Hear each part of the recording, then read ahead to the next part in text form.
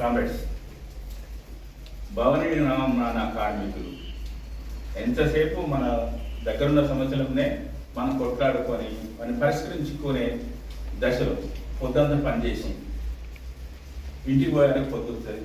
వేరే సమస్య గురించి ఆలోచించం. ఇక ఎంతసేపు పని చేయాలి, కైకిలు చేయాలి, ఇచ్చిన డబ్బులు తీసుకుపోవాలి, ఇంట్లో వ్యవహారం చూసుకోవాలి.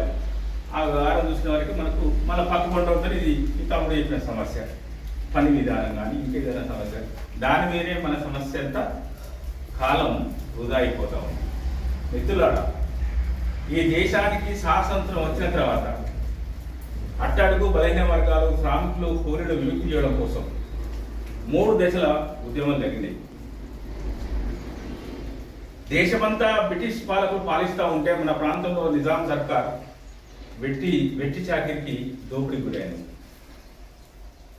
దానికి మనం ఆనాడు మన తల్లిదండ్రులు పెద్దలు వల్ల ఇన్వాల్వ్ అయ్యారు. ఆ ఫలితాలను మనం చేయించుకోకుండా దిగపోయాం. ఆ తర్వాత 2వ దశ ఉద్యమం, నక్సలైట్ ఉద్యమం ఆ రకంగా వచ్చినాయి. నిజాం నవాబు తన భూములలో వెట్టి చాకిరి చేసుకుంటూ గాసం కడుపు నింపుకునే రోజు ఖైదు చేస్తే అదే పరిస్థితి ఉండేది. నిజాం నవాబు రాకముందు మన దగ్గర మస్తు మార్పులు ఉండే. నువ్వు అడ్డు పండించినవా, నీకు మొక్కలు ఇస్తా, నీకు పప్పు ఇస్తా, ఇట్లా మస్తు మార్పులు ఉండే. ఆనాడు దోపిడీ లేదు, మన శ్రమ దోపిడీ లేదు. మనం పండించిన పంట అని వండించినాం, ఆయన మనకు పప్పు ఇచ్చిండు, ఉప్పు ఇచ్చిండు, కూరగాయలు ఇంకా వండించుకున్నాం, బతికినాం. ఆ తర్వాత నిజాం వచ్చిన తర్వాత భూములన్నీ సాధన చేసుకొని ఎంత ఇచ్చినా తను భూమిలో నింపుకోవడం, వెట్టి చాకరి ఆడిస్తే దినాలు లేకపోతే లేదు. దానికి వ్యతిరేకంగా కమ్యూనిస్టుల నాయకత్వాన తెలంగాణ సాయుధపడడం జరిగింది. దున్నే వారికి భూమి కావాలి, ఈ దేశంలో శ్రమకు ఫలితం కావాలి, తెలంగాణ రాష్ట్రంలో స్వతంత్రంగా ఉండాలని చెప్పేసి నిజాం నవాబును ఫస్ట్ కమ్యూనిస్టులు నమ్మిరు. నాసారకర కదా చేస్తారే అనుకున్నారు. ఆ తర్వాత అతను దోపితనాన్ని తెలిసిన తర్వాత వెంటనే కమ్యూనిస్టులు దిగుబడి చేస్తే ఆనాడు 5 సంవత్సరాల దగ్గర తెలంగాణ సాయుధ పోరాటం, భారతదేశానికి స్వాతంత్రం ముక్తి అయిన తర్వాత భారత సైన్యం నిజాం నవాబును లొంగి తీసుకున్న తర్వాత కమ్యూనిస్టులందరినీ మీరు లొంగిపండి, మీ ప్రజాస్వామిక హక్కులు మీ దున్నేవానికి భూమిస్తామంటే భారత సైన్యం చెప్పిన తర్వాత మన కమ్యూనిస్టులంతా సరే లేని లొంగిపోయారు. ఆ తర్వాత ఎన్నికలు వచ్చినాయి, పోక్రేసి డెమోక్రసీ ఫ్రంట్ మీద నిలబడ్డారు, గెలిచారు. కానీ దున్నేవానికి భూమన్న పోరాటం ఏమైంది? ఆనాడున్న పటవారుదారులు, దోరులు, గుమస్తలు, కుక్క పేరు మీద, నక్క పేరు మీద, పెళ్ళ పేరు మీద, చిన్నపిల్లి మీద, దర్వాలకు పేరు పెట్టి, కిటికో పేరు పెట్టి వారి మీద వేల ఎకరాల భూములు పట్ట చేశారు. కానీ ఆనాడు మన తల్లిదండ్రులు, మన తాతలు ముత్తాలు దున్నితే భూమి రాలే. అదే మళ్ళీ కైకిలి కూలి చేసుకునే పద్ధ జరిగింది. ఆ తర్వాత శాస్త్రం పంటూ గెలిచిన తర్వాత కమ్యూనిస్టుల మాట మనవలే, బూర్జా పాలకులే చేసిందే కష్టమైపోయింది. ఎక్కువ మాట్లాడితే జైళ్ళలో నూకారు. మన తాతలు ఎంతో మంది ఫ్రీడమ్ ఫైటర్స్ తర్వాత మూవ్మెంట్ చేసారు. ఆ తర్వాత ఈ ప్రాంతానికి నక్సల్బరీ ఉద్యమం, నక్సలైట్ ఉద్యమం శ్రీకాకుళం వచ్చింది, శ్రీకాకుళం నుంచి తెలంగాణకు వచ్చింది. తెలంగాణలో జైత్రాక్ జరిగింది, దున్నేవాడి భూమి. ఆనాడు దున్నేవాడి భూమి పోవడం జరిగింది. ఆనాడు ఎవరైతే విప్లవం విజయవంతమై జనాల చేతికి భూమి వచ్చే దశలో బ్రోకర్లు, దళాలు, దాపురించులు చట్టాన్ని అమలుగా ఆపుకొచ్చారు. నక్సలైట్లు ఈ ప్రాంతంలో వచ్చిన తర్వాత దున్నేవాడి భూమి 1000 ఎకరాల భూమి, దాదాపు తెలంగాణ సాయుధ పోరాటం జరిగినప్పుడు 5000 ఎకరాల భూమి తెలంగాణ ప్రాంతంలో పంచిరు. నక్సలైట్ తర్వాత కూడా ఈ ప్రాంతంలో భూములు పంచిరు. కానీ పంచిన తర్వాత ఏమైంది?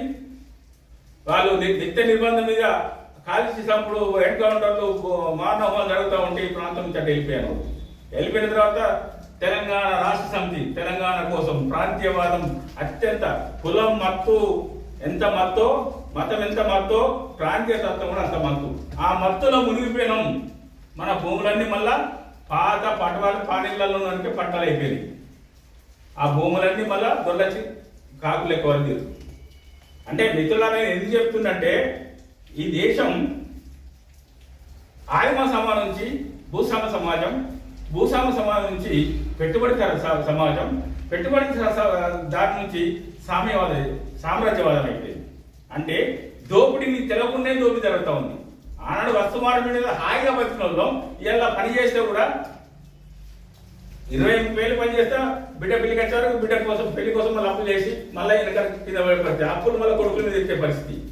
అంటే దోపిడీ ఏ రకంగా ఉందామంటే నీ శ్రమకు తగ్గ ఫలితం ఇవ్వకుండా దోపిడీ చేసే సమాజాన్ని ఇంక్రీజ్ చేస్తా ఉన్నారు.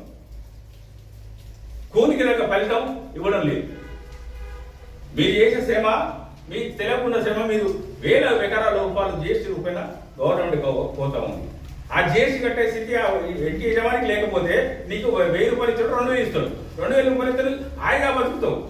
నీ శ్రమ భోజనానికి అయిపోతే నీ స్వచ్ఛంగా నీ పిల్లల కోసం నిలబడుతుంది, నీ పిల్లలకు ఉపయోగపడుతుంది, ఉద్యోగాల కోసం వాళ్ళకైనా ఉపాధి ఇవ్వడం కోసమో పొలం కొనడం కోసం దేనికి ఉపయోగపడుతుంది. దోపిడీ అనేది మన కళ్ళ కనపడకుండా జరుగుతుంది. అంతిమంగా మనం ఏం చేయాలంటే మనకి యజమాని ఎవడు లేడు. ఏమైనా పని చేస్తాం, 4 రోజులు పని చేస్తాం, వెళ్ళిపోతాం, మళ్ళీ ఇంకొని వెళ్ళిపోతాం. ఇక్కడ ఏం జరుగుతుంది, నీకు కరెక్ట్ నీకు రక్షణ ఇచ్చేటప్పుడు లేడు. ఎవడు గవర్నమెంట్ ఇచ్చిన దాని మీద 18%, 23%, 33% జీఎస్టీ రూపాయన పన్నులు దొబ్బుతున్నావు. మేము రాడు కొంటున్నాం, ఇసుక కొంటా ఉన్నాం, ఇటుక కొంటా ఉన్నాం, అన్ని చేస్తా ఉన్నప్పుడు స్టేట్ గవర్నమెంట్ సెంట్రల్ గవర్నమెంట్ 2 పంచుకుంటా ఉన్నాయి దోపిడీ లెక్క. ఆ శ్రమ దోపిడీ చేస్తున్న క్రమాన్ని మనం ఎండగట్టాల్సిన అవసరం ఉంది. బీహార్లో భవన నిర్మాణ కార్మికులకు పిల్లలకు ఉచిత విద్య డిగ్రీ వరకు. మనకి ఇక్కడ ఎందుకు సాధ్యం కాదు? అక్కడో నీతి ఇక్కడో నీతా. ఇక్కడ భవన నిర్మాణ కార్మికులు యాక్ట్లో చనిపోతే ఆ క్లైమ్ కావడానికి 6 నెలలు ఏడాది మన చుట్టూ తిరగాలి, అయ్యాలి, వారికి 5 లక్షల రూపాయలు 10 లక్షల రూపాయలకి లంచం ఇవ్వాలి. నేనేమంటున్నా, డెత్ అయిందా, రైతు బీమా ఉంది, ఎల్ఐసి ఉంది, ఎల్ఐసి కాగానే వాడు వస్తాడు, రాసుకుంటాడు, పోతాడు, ఇస్తాడు. ఆ స్థితి తీసుకురా. మళ్ళీ 5 సంవత్సరాలు రెన్యువల్ చేసుకోవాలి. ఇక అన్నాడు మనిషి పెళ్ళి అన్న రేపు ఏమన్నా చెప్తామా మనిషికి గ్యారెంటా? వీళ్ళు ఉంటాం, రేపు నీ ఒకరే ఏమైనా అయితే వస్తున్నావు. అది కాదు. ఒక్కసారి కార్డు ఇస్తే లైఫ్ లాంగ్ పనిచేయాలి. అదే కార్డు మొత్తం ముసలితనం వచ్చిన తర్వాత పెన్షన్ ఉపయోగపడాలి. ఈ విధానం కోసం మనం పోరాడదాం. చిన్న చిన్న తమ్ముడు చెప్పిన సమస్యలు ఉంటాయి. ఆ సమస్యల కోసం మనం ఖచ్చితంగా చేయాలి. ఎందుకంటే మార్వాడి వ్యవస్థ ఎంత నీతమైన స్థితికి దిగదారిందంటే గ్రామీణ ప్రాంతాలకి మన దాన్ని ఏమంటే బాగా వచ్చింది, అల్లం చాయ్ వచ్చింది, మన చాయ్ అవుట్, మనడు కనవాడిగా. కరీంనగర్లో ప్లాస్టిక్ మనడు అవుట్, ఎవరు లేడారా, మొత్తం మార్వాడిసే. ఈయన కొడుకు మన పెట్టుబడిదారులు అయిపోయారు. మళ్ళా ఆందోళన కంటే వీడియో కూడా అయిపోయారు మనకు. దాని మీద మనం డిస్కస్ చేద్దాం. దానికోసం ఒక కార్యక్రమం జరుగుతుంది, దాన్ని చూద్దాం. నేను అంటున్నంటే మిత్రుల గ్రామ స్థాయిలో మన నిర్మాణం లేకుండా రేపు పొద్దున పోతాం కైలాసాన్ని, పొద్దున అట్లా ధర్నా చేస్తాం, కలెక్టర్ దగ్గర అరెస్ట్ అవుతాడు. అయ్యో జిల్లా స్థాయిలో మేము బలంగా ఉన్నాం కాబట్టి ఆయన బెయిల్ తీసుకొస్తాం, వేసేస్తాం. నేను అంటున్నా, కష్టాలు నష్టాలు బాధలు లేకుండా ఫలితాలు రావు. మనం 2 3 10 మంది నష్టపోతే తప్ప ఆ ఫలితాలు వేలాది మందికి రావు. ఈ అన్న ఉన్నాడు, ఇప్పుడు ఈ అన్న ఏజ్ అయిపోయింది, పెన్షన్ రావాలంటున్నాం, అవుతుందా? నేనేమంటున్నా, ఇట్లానే ఈ అన్న ఉన్నాడు, రేపు మళ్ళీ ఏజ్ అవుతాడు, ఇతనికి ఆ ఫలితం వస్తుంది. దానికోసం కొట్లాడదాం. దానికోసం రాష్ట్ర వ్యాప్తంగా మేము తిరగడానికి సిద్ధంగా ఉన్నాం. జిల్లా నిర్మాణం చేసుకుని స్టేట్ కోఆర్డినేషన్ చేసుకున్నాం, ముందుకెళ్దాం, ఫలితాన్ని ఖచ్చితంగా సాధించుకుంటాం. హైకోర్టులో కూడా నేను ఏమంటున్నా, విద్య అనేది దానికోసమే కాదు. 2009 విద్యార్థి చట్టం ఉంది, దాని పెరిగిన 30% ప్రైవేట్ కళాశాలలు రిజర్వేషన్ ఇవ్వాలని అమెండ్మెంట్ చేసింది సెంట్రల్ గవర్నమెంట్. దాన్ని అమలు చేసి లేదు, ఉన్న వాళ్ళకి లేదు. ఎవడెక్కడ పోతే పంచుకుంటాం, మాకు ఆదాయం అంత చాలు, ఆదాయాలు ఖర్చు పెట్టుకునే స్థితిలో ఉంది గవర్నమెంట్. ఈ కేంద్ర రాష్ట్ర ప్రభుత్వాలు మొత్తం అదే ఉంది. దానికి వ్యతిరేకంగా మనం నిర్మాణం కావాల్సింది గ్రాస్ రూట్లో. నేను ఇలా చెప్పగానే రేపే ఫలితాలు వస్తే నేను అంటలేదు. దీనికోసం జిల్లా స్థాయిలో కలెక్టర్ల ముట్టడి, మన విన్నతి పత్రాలు, ఆ తర్వాత అసెంబ్లీ ముట్టడి కోసం ప్రయత్నం చేద్దాం. ఖచ్చితంగా నేను అనుకున్న ఫలితాలలో, నేను చెప్పిన ఫలితాలలో మినిమం 50% తీసుకొని డిమాండ్ నాది. ఎందుకంటే ఇతర రాష్ట్రాలు ఉన్నాయి, లేదని అడుగుతలేదు. అక్కడ ఇస్తాను విద్య కోసం, పిల్లల కోసం.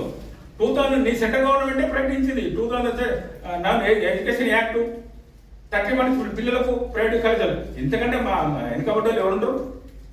ఇప్పుడు భవన నిర్మాణ కార్మికులు ఎండకు వానకు చదువుకుంటా కార్మికులు మనకు వైట్ రేషన్ కార్డు ఉంటుంది కానీ ఎంత ఉంటుంది జీతం దాటలేదు. దానికోసం అని చెప్పేసి మిత్రులారా మనం కొద్దిగా మన శ్రమ చేద్దాం, శ్రమతో పాటు మన కుటుంబాన్ని చూసుకుందాం, దాంతో పాటు మన హక్కులను కాపాడుకోకపోతే మన దోపిడిని వాడు ఎన్నడూ చూసి ఈ నగర దోపిడీ చేస్తానైతే ఫలితం ఇద్దామని అన్నాడు. మనం అడుగుతేనే కొట్లాడితేనే వస్తుంది. దానికోసం దృష్టి పెట్టాల్సిందిగా మీకు విజ్ఞప్తి చేస్తూ ముగిస్తున్నాం కామెంట్.